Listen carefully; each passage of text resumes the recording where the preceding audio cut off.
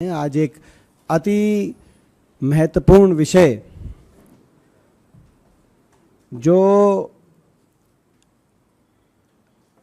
Reporters collective नामक website पे एक रिपोर्ट छपी है, 3 कृषि कानूनों का जन्म कहाँ से हुआ, उस संदर्भ में काफ़ी डिटेल्ड रिपोर्ट 2 भाग में रिपोर्टर्स कलेक्टिव में ये रिपोर्ट आई है। इसको लेकर आज देश इस सरकार से बहुत से प्रश्न पूछ रहा है। पहली बात तो ये इस रिपोर्ट के माध्यम से साबित हो गया है कि जो तीनों कृषि कानून जो हम लोग कहते थे किसान आंदोलन 1 साल तक चला, आपको याद होगा 750 किसानों की जान उस आंदोलन में कुर्बान हो गई। जो इन धरनों से जो शव वापस गए अपने अपने गांव में, कोविड भी था, ठंड भी थी, इन परिस्थितियों में 750 किसान इन धरनों से उनके शव वापस लौटे। ऐसी परिस्थिति में लगातार किसान आंदोलन जब चल रहा था, हम कहते थे ये कृषि कानून जो आए हैं 3, ये किसान के हक के नहीं है, ये कहीं ना कहीं धनाढ्य लोगों को लाभ देने के लिए सरकार लेके आई। लेकिन सरकार के लोग इसके फायदे गिनवाते थे। लेकिन ये जो रिपोर्ट आई है अब रिपोर्टर्स कलेक्टिव में, उससे साबित हो गया है कि जो हम कहते थे वो सही है। ये जो कृषि कानून आए, ये देश के कुछ चंद धनाढ्य लोगों को लाभ देने के लिए सरकार लेके आई। उनकी लॉबिंग से, उनके इशारे से समझिए, ये सरकार ने बिना किसानों से कंसल्ट किए, बिना किसी भी कृषि क्षेत्र से जुड़े हुए विशेषज्ञ से सलाह मशवरा किए सरकार लेके आई। मैं पहले क्रोनोलॉजी में जाना चाहता हूं, किस तरीके से ये सब हुआ।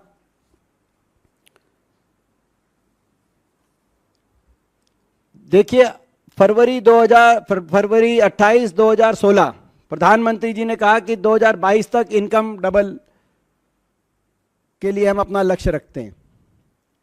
जैसे ही ये हुआ, उसके बाद अप्रैल 2016 में अशोक डलवई जी के अध्यक्षता में कमेटी सेटअप की गई सरकार के माध्यम से। ये भारत सरकार की कमेटी थी, इसमें कई मंत्रालयों से जुड़े हुए प्रतिनिधि शामिल थे। ऑफिशियल कमेटी थी जो इस संदर्भ में काम करा, जिस कमेटी ने, और अंततः उस कमेटी ने 3000 पेज की रिपोर्ट सरकार को सौंपी भी, जिसमें कई अच्छे सुझाव भी इस कमेटी के हैं। लेकिन जब यह कमेटी कार्य कर रही थी, उसी दौरान एक शरद मराठे नामक एक व्यक्ति ने नीति आयोग के वाइस चेयरमैन राजीव कुमार जी को एक पत्र लिखा, और उस पत्र में लिखा कि डबलिंग इनकम के लिए मैं एक मॉडल प्रपोज करना चाहता हूं देश में, और इस मॉडल में 3 कंपनियां बने। एक कंपनी बने फार्म मैनेजमेंट कंपनी, जिसमें 500 से 1000 एकड़ तक की जमीन हो, और जिसमें जितने भी फार्मर से वो जमीन ली जाए उनको 51% इनका जो है पार्टनर बना दिया जाए, बाकी बड़े उद्योगपति। दूसरी कंपनी बने जो कि प्रोसेसिंग एंड पैकेजिंग कंपनी, उसमें किसान का कोई लेना देना नहीं, और तीसरी मार्केटिंग कंपनी, उसमें किसान का लेना देना नहीं। वो 3 कंपनियां बने जो बड़े धनाढ्य बनाए। जो फार्म मैनेजमेंट कंपनी जो किसानों से जमीन लेके बनाई जाए 500 से 1000 एकड़, उसमें 51% जरूर किसान को दिया जाए। ये उन्होंने एक प्रपोजल लेते कहा कि ये डबलिंग इनकम बड़ा मदद करेगी। और नीति आयोग से मैं मांग करना चाहता हूं, नीति आयोग इसको लेकर, प्रपोजल को लेकर एक टास्क फोर्स गठित करे। ज्ञात रहे, मैंने आपको जैसे कहा कि सरकार, भारत सरकार एक ऑफिशियल कमेटी बना चुकी थी अशोक दलवई जी के अध्यक्षता में, मगर जब वो कमेटी काम कर रही थी उसके साथ साथ ये टास्क फोर्स गठित करने की बात शरद मराठे, कौन है शरद मराठे? उनका कृषि क्षेत्र से कुछ लेना देना नहीं। शरद मराठे 1960 से अमेरिका में रह रहे हैं। कहीं ना कहीं सत्तारूढ़ दल से और उनके जो एनआरआई, जो उनके संगठन से जुड़े हुए लोग हैं, उनसे इनका काफी अच्छा परिचय है और बार बार इनको ऐसी डेलीगेशंस में या ऐसी सरकार की तरफ मीटिंग्स में शामिल होने का अवसर मिलता है जो आप और हम और आम नागरिक को नहीं मिलता। जैसे कि 2019 में वो princess of Spain, chairman NABARD के साथ प्रिंसेस ऑफ स्पेन से वो मिले। आयुष, उनका कोई आयुष से भी लेना देना नहीं, लेकिन 2018 में एक टास्क फोर्स बनाई गई आयुष सेक्टर को बढ़ावा देने के लिए, उसका भी उनको चेयरमैन बना दिया गया था। मगर ये ना तो इनका तो कोई आयुष से लेना देना, ना कृषि क्षेत्र से लेना देना। ये जो हैं, ये जनाब, इन्होंने, इनकी एक सॉफ्टवेयर कंपनी है यूएस के अंदर, यूनिवर्सल टेक्निकल सिस्टम्स, इन्होंने मैकेनिकल इंजीनियरिंग एमबीए करी है, और एक और सॉफ्टवेयर, एक और कंपनी है universal technical systems private limited, ये इंडिया में रजिस्टर्ड कंपनी है। तो ऐसे व्यक्ति ने एक टास्क फोर्स कहा कि भाई कृषि क्षेत्र में किसान की, और नीति आयोग ने इनके सुझाव पर, नीति आयोग के मेंबर रमेश चंद ने लिखा कि proposal for establishing task force has been discussed with the prime minister's office and we will await their response before proceeding further. ये 2017 दिसंबर में लिखा गया। उसके बाद ये टास्क फोर्स गठित कर दी गई। तो क्या जवाब होगा वो आप समझ सकते हैं। टास्क फोर्स बना दी गई। यही नहीं, इस टास्क फोर्स में इन्होंने कहा, जो ये शरद मराठे, नीति आयोग, आप समझ सकते हैं, नीति आयोग एक यूएस के सॉफ्टवेयर इंजीनियर 1960 से वहां से, जिसको देश की कृषि से व्यवस्था से पता नहीं, उनके कहने पर टास्क फोर्स बना रही है। और उन्होंने कहा कि इस टास्क फोर्स में ये व्यक्ति लिए जाएं जिसमें औद्योगपति घरानों से संबंधित व्यक्ति, कॉरपोरेट सेक्टर से संबंधित व्यक्ति, कोई कृषि क्षेत्र से संबंधित व्यक्ति नहीं। और खुद को भी उन्होंने कहा कि मैं उस टास्क फोर्स में, मैं अहम भूमिका मेरी रहे।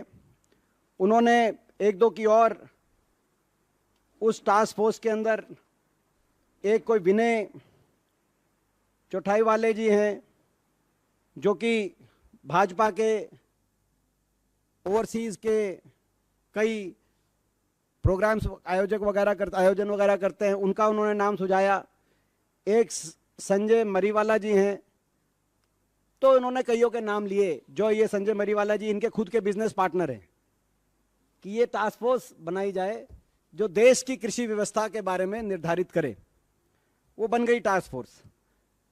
अशोक दलवई जी की जो कमेटी, जो भारत सरकार ने बनाई थी, जिसमें सारे इंटर मिनिस्टीरियल कमेटी थी, वो अपना काम अलग कर रही है।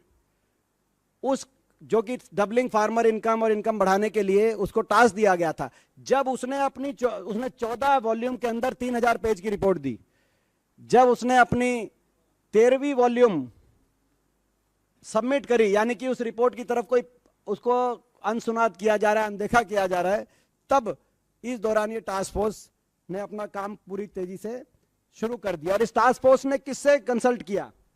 टास्क फोर्स के कौन कौन ऐसे लोग थे जिनसे टास्क फोर्स ने कंसल्टेशन करी? टास्क फोर्स ने, the task force consulted handpick big corporates such as Adani group, Patanjali Ayurveda, Mahindra group and BigBasket. इन ऐसे बड़े कॉरपोरेट घरानों से पूछा गया कि क्या होना चाहिए। जाहिर है इन्होंने अपने अपने नजरिए से सारी बात रखी और अंततः आपने देखा कि कोविड के दौरान बिना संसद में बहस किए 3 कृषि कानून आ गए। मैं एक उदाहरण देना चाहता हूं, छोटा सा उदाहरण, क्योंकि 3 कानूनों में ज्यादा डिटेल में नहीं जाऊंगा, लेकिन एक उदाहरण, अशोक डलवी जी की जो कमेटी सरकार द्वारा इंटर मिनिस्ट्रियल कमेटी थी, और एक और इत्तेफाक देखिए, इस टास्क फोर्स को भी के भी चेयरमैन अशोक डलवी जी को बनाया सरकार ने। नीति आयोग की जो शरद मराठे जी की टास्क फोर्स है, तो अशोक डलवी जी दोनों ही टास्क फोर्स के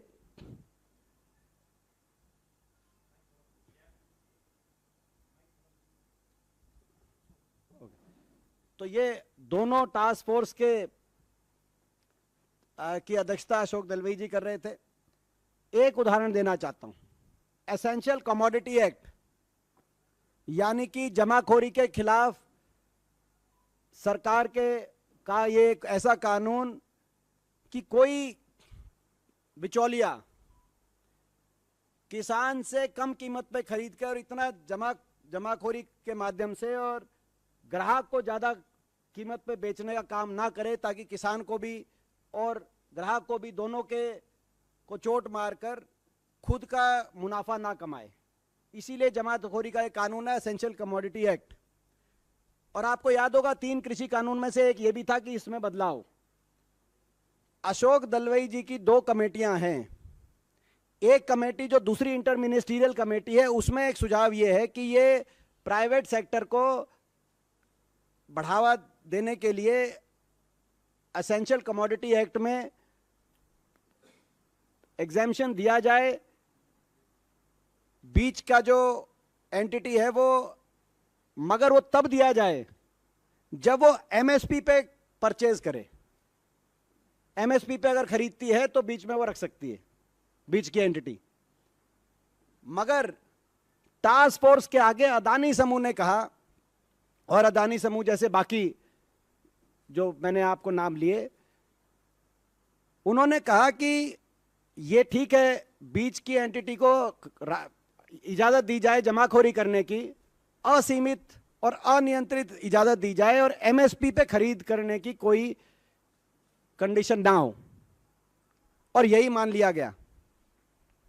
कानून जब आया तो उसमें जो अशोक डलवी जी की भारत सरकार द्वारा जो इंटर मिनिस्ट्रियल कमेटी थी, उसकी सिफारिश को ना मानकर ये थी जिसमें इनकी जो टास्क फोर्स थी, शरद मराठे जी की टास्क फोर्स, उसकी कंडीशन मान ली गई कि कोई एमएसपी पे खरीदने की अनिवार्यता नहीं है। ये डलवी जी की जो टास्क फोर्स है इंटर मिनिस्ट्रियल, उसकी रिपोर्ट सार्वजनिक पब्लिक डोमेन में।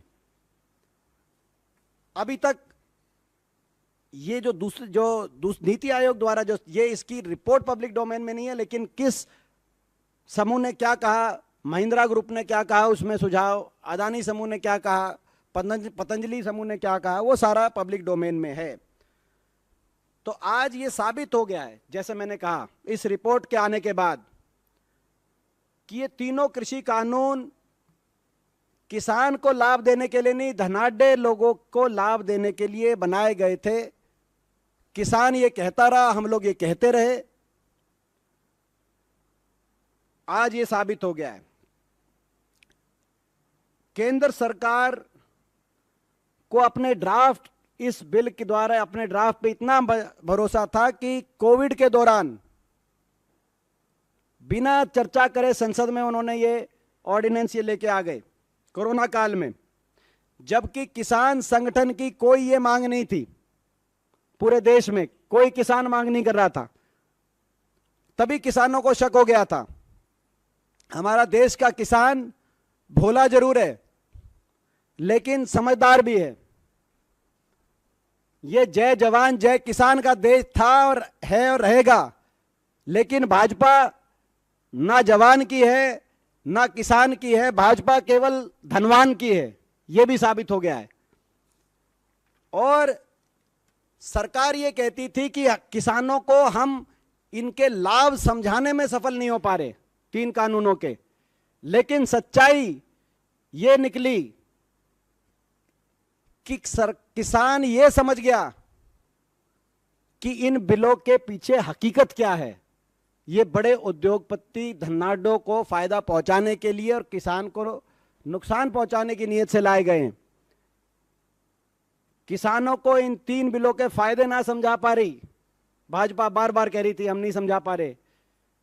प्रधानमंत्री जी सबको फील्ड में भेजने की कह रहे थे समझाओ। लेकिन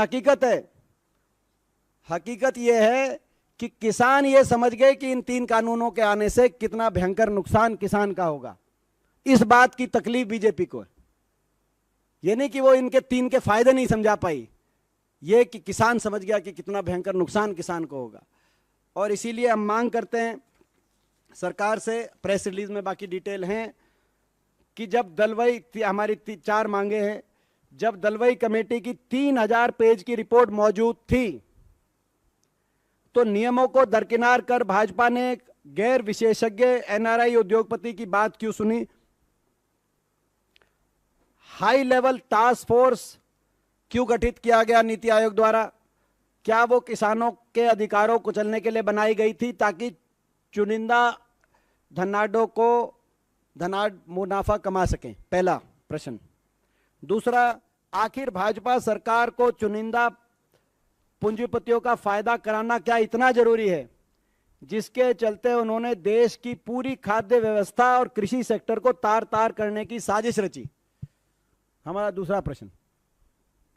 हमारा तीसरा प्रश्न, देश का जो अन्नदाता 140 करोड़ भारत नागरिकों का पेट भरता है, उसके साथ ये सरकार ऐसा शत्रुपूर्ण व्यवहार क्यों कर रही है? हमारा तीसरा प्रश्न। और हमारा अंतिम प्रश्न है, किसानों को गाड़ी के नीचे कुचलने वाली भाजपा सरकार ने किसानों को कॉस्ट प्लस 50% एमएसपी तो दिया नहीं। शहीद 750 किसानों को ना मुआवजा, ना शहीद का दर्जा, ना उनके परिवारों में सरकारी नौकरी देने का काम हुआ, और ना ही संसद में 2 मिनट का मौन धरा गया। इतना ही नहीं, उनके खिलाफ केस दर्ज भी वापस नहीं हुए। अब जो